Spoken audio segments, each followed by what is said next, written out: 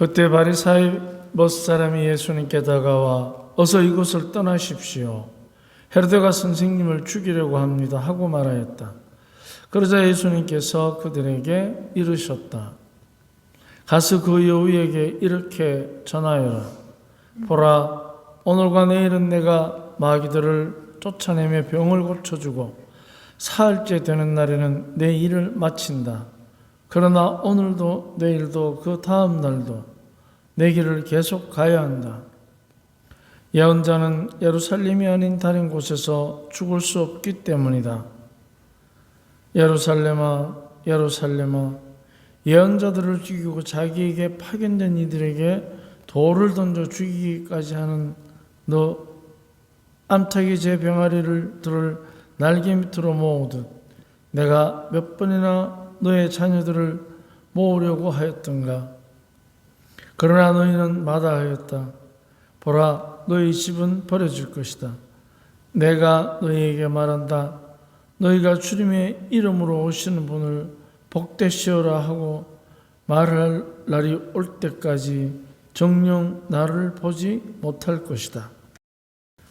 주님의 말씀입니다. 지금 우리가 뉴스에 보면 경주에서 엄청난 행사가 이제 진행이 되고 있는데 그렇게 회의를 하는 목적이 뭘까? 모든 나라가 인류가 잘 살고 그리고 행복하기 위해서 아니면 거기에 참석한 나라들이 이득을 취하기 위해서 어느 것이겠습니까? 모든 나라겠습니까? 자기들만의 잔치겠습니까? 그렇겠죠? 자, 그러면 분명히 어제 우리 이 대통령께서 AI를 전제로 해서 지속 발전 가능한 능력을 얘기하는 걸 제가 들었는데, 그런데 지속 발전 가능하다는 뜻은 뭘 뜻하느냐 하면요, 그 말 속에는 누구도 배제되어서는 안 된다는 원칙이 숨어 있습니다. 지속 가능한 발전이라는 것은. 그런데 이 대통령께서 하시는 얘기는 다름이 아니라 패권주의를 얘기하는 것입니다. 패권주의. 뭐냐?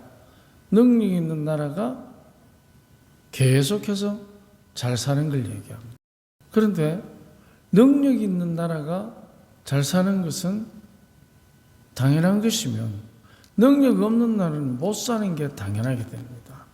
이거를 패권주의라고 얘기합니다. 그런데 우리 가톨릭 신자들은 패권주의가 얼마나 극심한 피해를 끼치는지 십자군 전쟁을 통해서 잘 알고 있습니다. 그래서 힘 있는 나라가 잘 살고 힘 없는 나라가 못 사는 거, 그거는 주님께서 오늘 복음에도 분명히 말씀하십니다. 예언자들을 죽인다고 하셨습니다.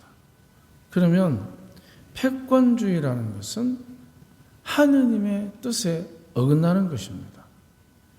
우리는 패권주의도 패배주의도 아니고 사랑주의여야 합니다. 그래서 내가 못 살으라는 뜻이 아니라 능력이 있으면 잘 사는 것입니다. 하지만 그 능력을 가지고 내가 더 잘 살기 위해서 권력을 행사하는 때, 즉 어제 뉴스에 보니까 삼성에서 3번 접는 스마트폰 개발했다고 이제 선전 나왔죠. 그러면 선전을 아주 이쁘게 합니다. 이쁘게 해서 3번 접는 걸 가지면 요행에 따라서 첨단을 가는 사람, 잘 나가는 사람, 그래서 3번을 접는 것을 가진 사람이 이제 우리들 사이에서 훌륭한 사람으로 선전하는 것입니다. 그러면 그거를 못 가지는 사람은 패배주의를 느낍니다. 저 비싼데. 저 사람 저가 있네. 저도 이거 들고 있으니까 누가 갑디다 내보고. 애들이. 우와, 신부님. 그러니까 그 패배주의와 패권주의를 가지고 이제 힘을 가진 사람들이 힘없는 사람들을 돌보는 것이 아니고 소비자와 구경꾼으로 전락시켜버립니다. 그렇기 때문에 어떻게 되느냐? 이제 유행에 따라가는 소비 문화를 갖지 않으면 내가 뒤처진 사람이 됩니다. 그러면 패배한 사람이 됩니다. 그런데 이제 그런 의식이 없어도 괜찮아요. 아무 문제 없습니다. 그런데 문제는 그런 화려한 것뿐만이 아니라 심지어 우리 생활 속에 계속해서 패권주의에 입각한 소비 문화가 계속 파고듭니다. 우리 주변의 청도에 보면 잘 나가는 카페들이 빵도 맛있고 풍경도 좋고 사람도 많이 오는 곳이 많습니다. 그런데 커피와 정원, 산의 풍경, 그건 전부 커피는 외국 거고 산의 야산과 지금 가을 단풍은 조선 겁니다. 그런데 이 두 개를 접목을 시키는데 어떻게 접목을 시키느냐?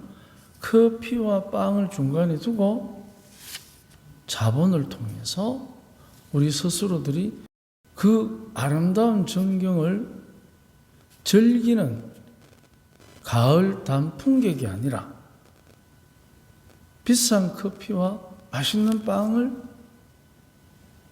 줌으로써 그것을 소비하지 않으면 가을의 풍경이 마치 나한테 이 유행을 타서 느끼게 하는 것을 방해하기 시작합니다. 그래서 우리는 밥 먹고 나면 저희 마을에도 커피를 드립니다만은 전경 좋은 데서 커피를 통해서 입가심을 하는 거. 우리가 그게 생활화되어 있습니다. 그래서 어떤 분들은 믹서 타듯이잖아요.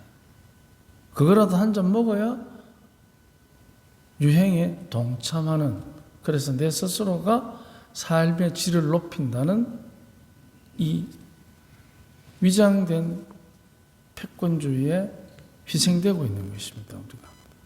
그러면 우리는 어떻게 해야 되느냐? 그럼 그런 거 안 해야 되느냐? 그런 뜻이 아니고 우리가 그런 문화에 젖어서 또 그걸 누려야 됩니다. 누리되 어떻게 하느냐? 그것을 누리지 못하는 사람들에 대한 배려가 있어야 한다. 그게 바로 뭐냐면 예언자적 삶이라는 것입니다. 배려하는 삶. 나처럼 커피 못 마시는 사람, 일이 바쁘든 돈이 없든 몸이 아프든 그런 사람들을 위한 배려. 그래서 좋은 카페에서 커피 한잔 할 때, 아메리카노 한잔 하실 때, 맛있는 빵 하나 잘라서 같이 먹을 때, 돈이 없어서 몸이 아파서 시간이 없어서 이것을 즐기지 못하는 사람들을 위한 짧은 기도, 굉장히 중요합니다. 이게 바로 뭐냐면 배려하는 문화입니다. 패권주의 문화가 아니고 패배주의가 아니고 배려하는 문화입니다. 그래서 힘을 가진 사람, 돈을 가진 사람들은 자기가 만들어 놓은 소비 문화 속에 들어오지 못하는 사람들은 배척합니다. 그래서 밥값이 없으면 그 식당에 못 들어갑니다. 밥값 안 내면 신고당합니다. 그럴 때 만약 내가 그 집안에서 밥을 먹고 있거든, 밥값을 내주십시오. 이게 배려하는 문화입니다. 그래서 우리 하느님의 자녀들은 바로 이 배려하는 문화를 익숙하게 속달시켜야 됩니다. 그럼 어떻게 되느냐? 자, 그 식당 밖에서 돈이 없어서 예를 들면 못 들어오는 사람, 그게 문전박대를 당할 때 못 본 채 하는 사람하고, 아이고 나는 밥을 먹는데 일어서서 그 사람한테 돌아서 식사를 하도록 들어오고 안 들어오고는 그 사람의 결정권이에요. 그렇지만 돌봐주느냐 안 돌봐주느냐 하는 것은 나의 결정권입니다. 그러면 돌봐주는 결정권을 가진 사람과 외면하는 결정권을 가진 사람, 누가 더 저녁에 집에 가서 두 다리 뻗고 편히 자겠습니까? 양심이 있는 사람입니다. 양심이 있는 사람. 비양심적인 사람은 모른 체 할 것입니다. 하지만 양심의 결이 고운 사람은 들어오고 안 들어오고는 그 사람의 결정권이니까 들어올 수 있는 자격을 내가 배려해 주는 것, 여기 굉장히 중요한 선택입니다. 꼭 식당 문 앞이 아니라 우리가 집에 갔을 때 또는 어디 모임에 갔을 때 내 마음에 안 드는 사람이 거기 앉아 있으면 그를 향해서 그가 서로 내 돈을 떼먹었다 하더라도 내 목에 칼을 들이댔다 하더라도 그가 그 자리에 앉을 수 있는 그만의 결정권을 내가 저는 나쁘다, 왜 받지? 할 수 없다라는 거예요. 우리는 쉽게 그렇게 합니다. 그리고 심지어는 어떻게? 따돌려. 니는 오지 마요. 그렇게 하면 그 배려하는 사람과 떠돌리는 양심을 가진 사람, 누가 과연 자기의 삶을 적극적으로 살겠습니까? 따돌리는 사람은 눈치를 봅니다. 눈치를 주고. 하지만 배려하는 사람은 눈길을 줍니다. 그리고 그의 곤란해하는, 힘들어하는 눈길을 느낍니다. 분명히 오늘 주님께서 우리에게 말씀하셨습니다. 정녕 나를 보지 못할 것이다. 우리가 배려를 하면 나그네 되신 그분을 만날 것이고, 모르는 체 하면 나그네 되신 그 심판자이신 주님을 못 만날 것입니다. 오늘 하루 우리가 정말 누구든지 예외 없이 내가 배려받고 싶다면 배려하는 자녀로서 행복합시다. 아멘.